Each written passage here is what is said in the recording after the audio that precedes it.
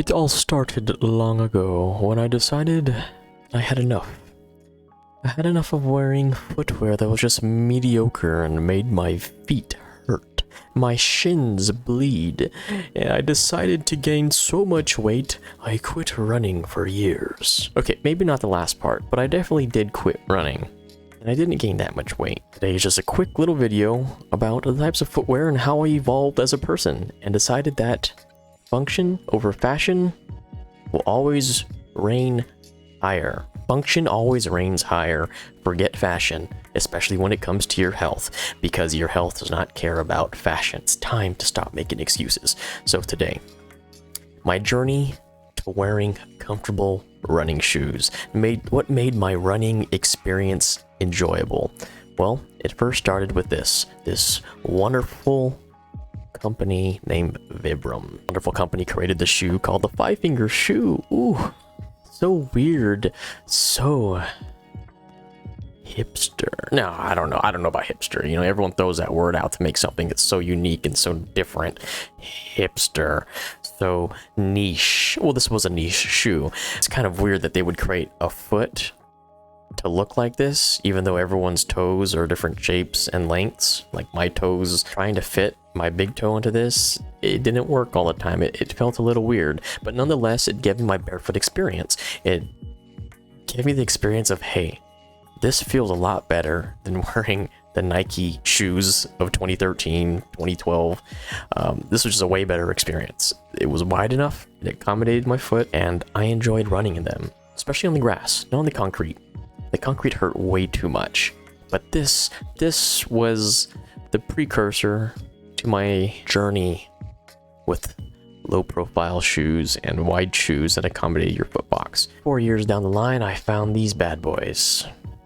I was so engrossed with barefoot running and trying to find your natural foot shape.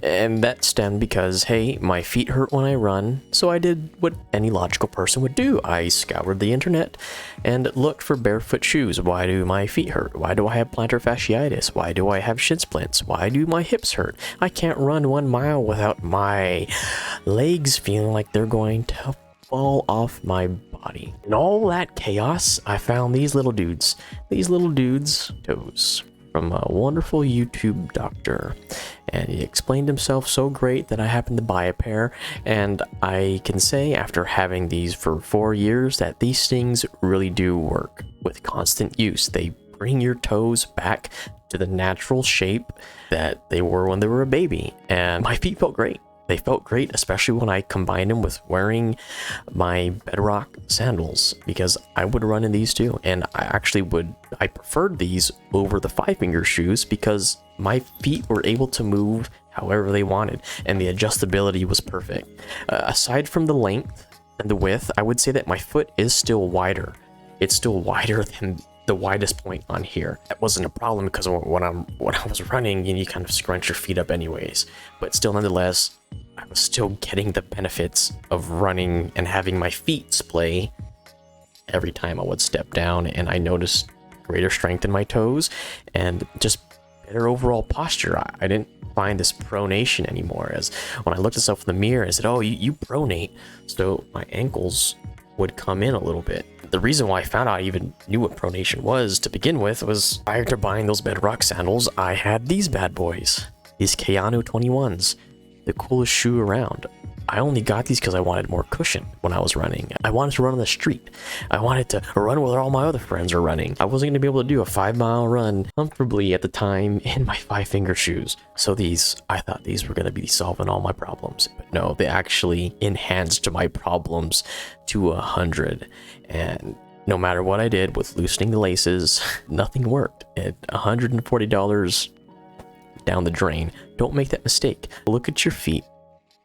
Look at your shoes. The best way to determine this is by taking the sole out of your shoe and putting your foot on it like a normal person would. Your toes splay when you put all your weight down. I mean, this is just a rough gauge of what you should be looking for, but if your foot is going over, let's say this is the top of the shoe, all your feet are over like that, well, obviously those shoes are too narrow, but you can find so many of those shoes and they look so good. They look so cool. It's so hard to find shoes that are fashionable yet have the same high function. So after 4 years, I came back after not running anymore, after those Keanu gel shoes messed me up.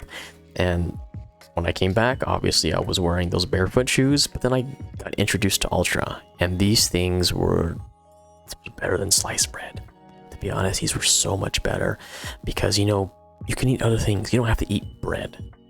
But your feet are so limited. What are you gonna put tires on your feet? Some people already do that, so scratch that. That's forget it. But yeah, these things are great. These things were comfortable, they were lightweight, and they were just what I was looking for. This perfect amount of minimalism in the shoe with being competitively priced, but still, these things changed everything. So 2 years down the line, I ended up buying the Lone Peak 5s. These ones are a little more sweet, a little more casual.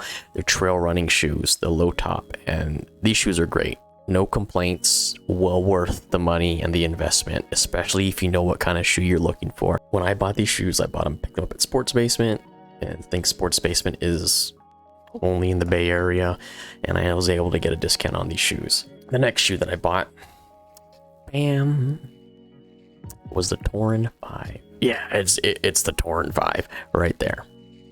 Another great shoe, more cushion. If they had this shoe, I was buying the Asics, I would have totally gone for this. The Ultra brand has changed my running perspective for the good. I can enjoy running now, and I don't have any complaints. I don't have the shin splints. The only time I really have problems is when, let's say, hey, I'm not running, I stop running for 5 months, and then I just come back and, I'm gonna hammer out 5 miles.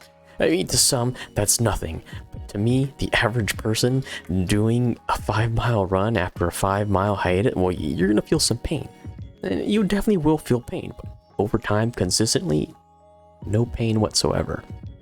And paired with these correct toes, even better. For me, I can't wear the correct toes and have them in the Ultra shoes because then it just makes my foot a monstrous wide. I might as well just be Fred Flintstone at that point. But, you know, wear these around the house. They say don't wear them to bed. I still wear them to bed. You don't have to do that. I am not giving you medical advice on what... I am not giving you medical advice on what to do. This is just my personal experience. They say do not wear these to bed. But both of those things paired together, the correct toes and having a shoe with a wider toe box, definitely improves the running experience overall. So I definitely recommend doing your research before you buy your next pair of running shoes, or even tennis shoes for that fact. Do people even still call them tennis shoes? Sneakers. Because you're going to spend hundreds of dollars to look good, but inside you're the only one feeling the pain. Just kind of like, you're the only one feeling the pain. So shop smart, go around. You're not tied to brand loyalty. I mean, sure, these colors aren't for everyone, and I think that Ultra does their best to accommodate people would have different color preferences in their sneakers, and this way they can pair them and match them with different clothing, where they dress them up or more casual. They're wonderful. So if you got anything from this video, do your research before you buy your next pair of shoes, and your feet will thank you. So will your posture. Not everyone has to run barefoot or wear sandals or be a freak and wear 5-finger shoes like me.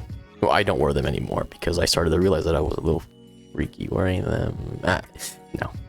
But there's a bunch of different options, and there's a bunch of different people who want to help you and who want to see your life improve for the better. This was Gaining Altitude, signing off.